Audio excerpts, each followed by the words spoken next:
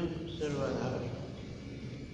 गुरुदेव ने कहा, शरीर तथा संसार से मुक्ति का मार्ग।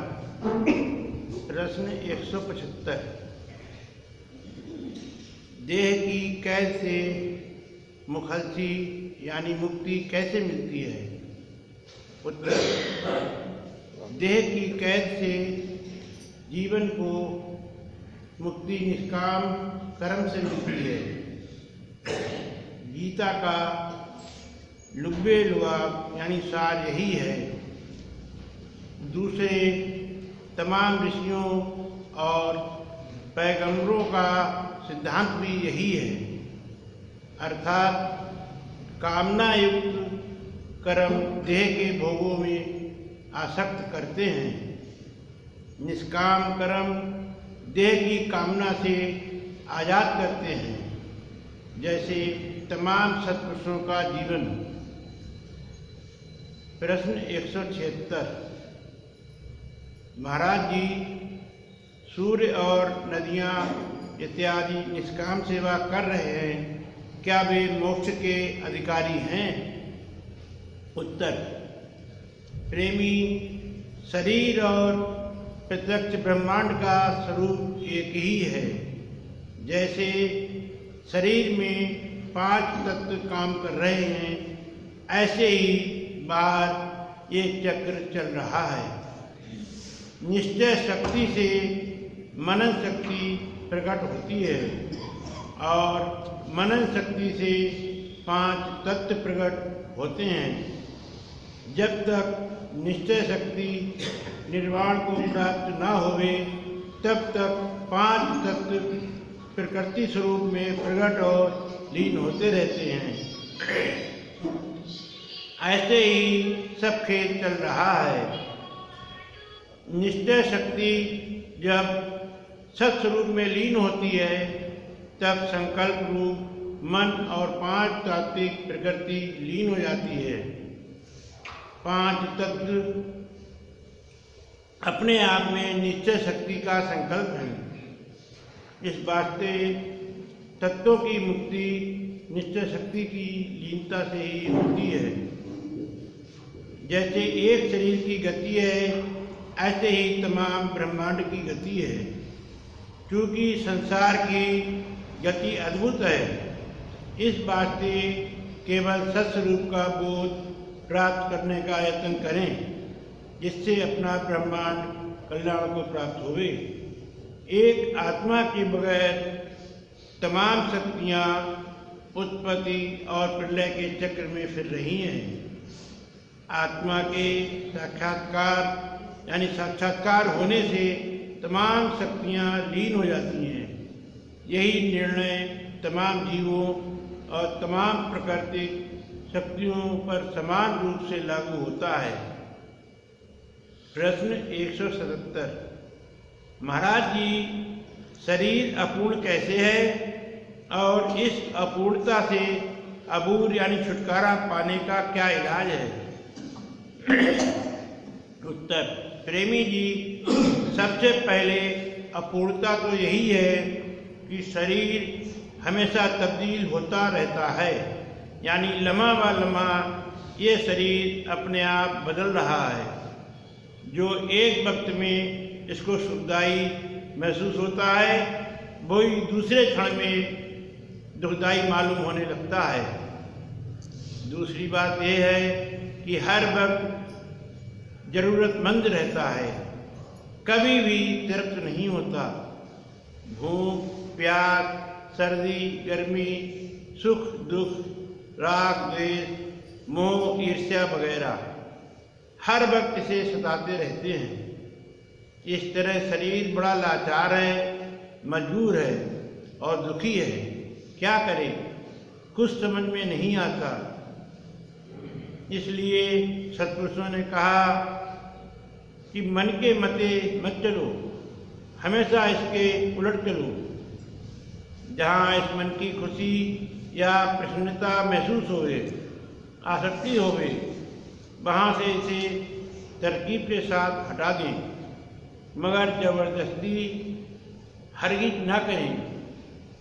इसके सामने सतग्रही पुरुषों के जीवन चरित्र रखें, उनके जीवन का गहरा विचार करें और ताकीद करें, समझावें, अरे मन देख उन लोगों ने कैसे अपना जीवन चलाया और अपने आप को शांतिमय बनाया। तू भी उनके नक्शे कदम यानी पद चिन्हों पर चल, तेरा भी कल्याण हो जाएगा। आखिर सुखों के पीछे चक्कर काटते कितने इंसानों की जिंदगियां खत्म हो गईं और आखिर को ये देखा गया है कि हाय हाय करते हुए वे दुनिया से चले गए। कुछ उनका नहीं बना, तू उनसे सबक यानी शिक्षा ले और गुणी पुरुषों के रास्ते पर चल। इस जिंदगी में ही अपने आप को शरीर के सुखों से ऊंचा उठा ले। इस तरह का गहरा निश्चय जब परिपक्व हो जाता है तो धीर पुरुष बड़े बड़े दुखों में भी कष्ट महसूस नहीं करता। उसकी ये भावना पक्की हो जाती है कि प्रभु जो करता है मेरे भले के लिए करता है और बड़े बड़े दुख भी उसे सुखदायी महसूस होते हैं। उसके नेक संकल्प द्वारा और प्रभु की रजा में राजी रहने के कारण कुदरत कामला यानी प्रभु सत्ता अजीब तरह के खेल उसके लिए रच देती है। लोग देखकर हैरान हो जाते हैं। प्रश्न 178, महाराज जी, किन साधनों के ध्यान करने से हम संसार से अबूझ पा सकते हैं? उत्तर, प्रेमी जी, इस बाहरी संसार से छूटने की क्या आवश्यकता है? पहले तो इस पिंजरे के संसार को छोड़ो जो गंदगी से भरपूर है। इस गंदगी को अंदर रखकर बाहरी संसार को छोड़ने का क्या फायदा? इस पिंजरे के संसार को छोड़ने से ही बाहरी संसार छूट सकता है। इस पिंजरे के साथ ही संसार का ताल्लुक है, इससे छूटना ही संसार से छूटना है। इसलिए पहले पिंजरे के संसार को छोड़ दें तो वो बाहरी संसार खुद ब खुद छूट जाएगा। संसार का छोड़ना निश्चय करके शरीर का छोड़ना है। पिंजरे के संसार से छूटने के लिए जरूरी है कि पहले शरीर के जो सुख हैं और जिनके लिए मनुष्य हर वक्त दौड़ धूप कर रहा है, इनसे छुटकारा हासिल किया जावे। इसके लिए ऐसे असूलों पर अमल करना लाजमी है जैसे सादगी, सेवा, सत्य, सत्संग और सत्सिमरण। ज्यों ज्यों इन पर अमल करते जाओगे तुमको शरीर की सत्ता का पता चलेगा और इस संसार के सब सुख नाशवान महसूस करोगे, जिससे संसारी भोग पदार्थों से तुम्हें वैराग प्राप्त होगा और तुम ईश्वर प्रेम में मगन होकर संसार रहित हो जाओगे। प्रश्न 179, बैतरणी नदी किसे कहते हैं और उससे कैसे पार हो सकते हैं? उत्तर, प्रेमी जी, महाभारत में युधिष्ठिर के वनवास के दौरान यक्ष ने ये इस तरह का सवाल युधिष्ठिर से किया था। उन्होंने कहा है कि तृष्णा ही बैतरणी नदी का स्वरूप है। प्रभु नाम स्मरण और निष्काम कर्म की धारणा के सिवाय और कोई दूसरा उपाय इसे पार करने का नहीं है। इसलिए नाम स्मरण परिपक्व होते ही जब तू निष्काम कर्म रूपी नौका पर सवार होगा तब तू इस बैतरणी नदी को सहज ही पार कर सकता है। प्रश्न 180, अगर हर एक मुक्ति में लग जावे तो दुनिया का कारोबार कैसे चले? उत्तर, मुक्ति की चाहना हर एक कर सकता है और ना किसी को जरूरत है।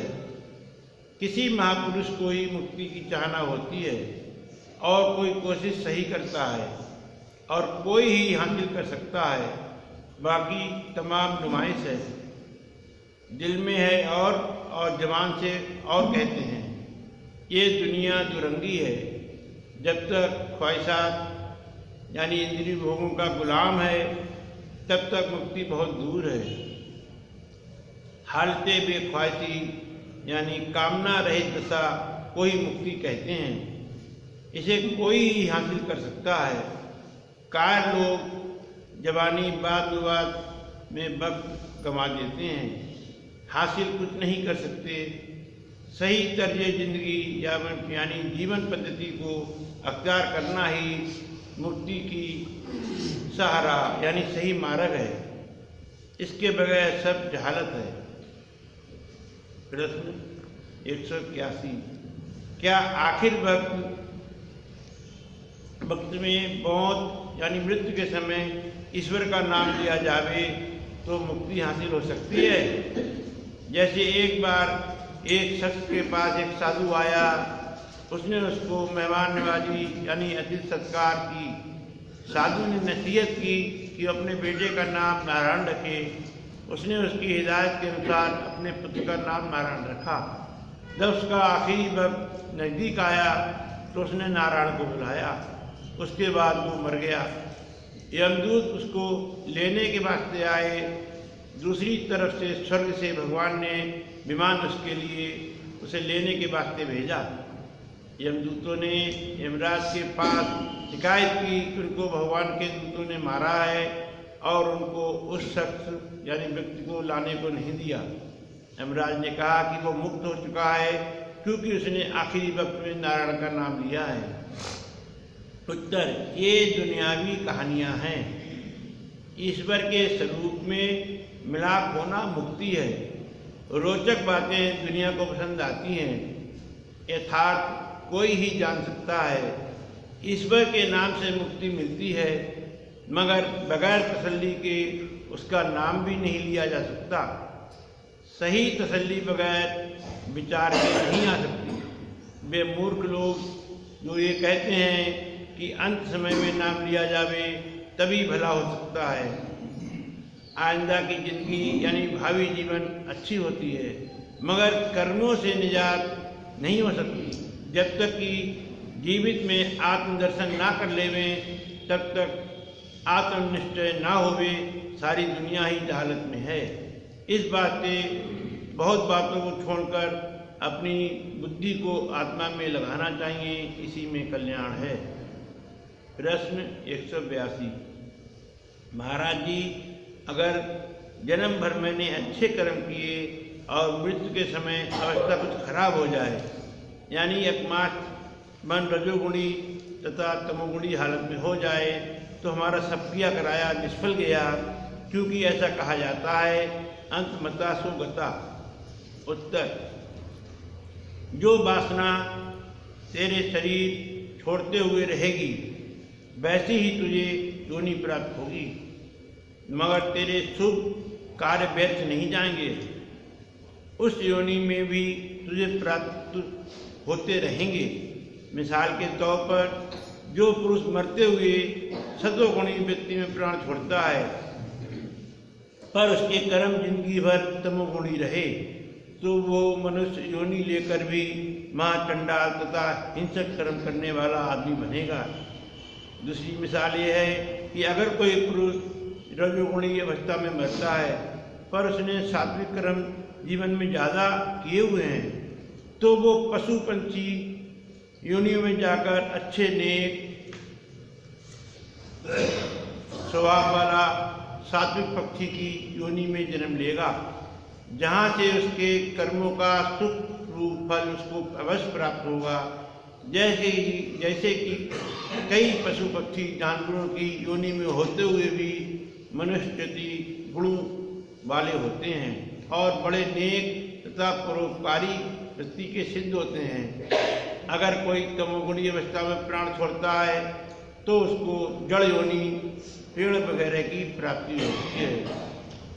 वो वहाँ रहकर अपने शुभ या अशुभ कर्मों द्वारा लोगों को फायदा तथा नुकसान पहुँचाया करता है। कहने का मतलब यह है कि अंतिम वासना के मुताबिक जैसे योनि जिस जीव को प्राप्त होती है, उसमें अपने पुरातन कर्म अच्छे या बुरे किए हुए का फल जरूर भोगना पड़ता है। यानी कर्म किया हुआ बगैर तत्वज्ञान प्राप्ति की किसी सूरत में नाश नहीं होता। प्रश्न 183। महाराज जी, आत्मकल्याण के लिए किन बातों की जरूरत होती है? उत्तर, प्रेमी अगर अंतःकरण रूपी खेत में वैराग की नमी पाई जाए, श्रद्धा का मौसम हो, गुरु रूपी किसान हो और श्रेष्ठ साधना का बीज हो, तो गुरु कृपा द्वारा प्राप्त हो चुका हो, कमाई करने से बेड़ा पार हो जाता है। ओम ब्रह्म सत्यम सर्वम।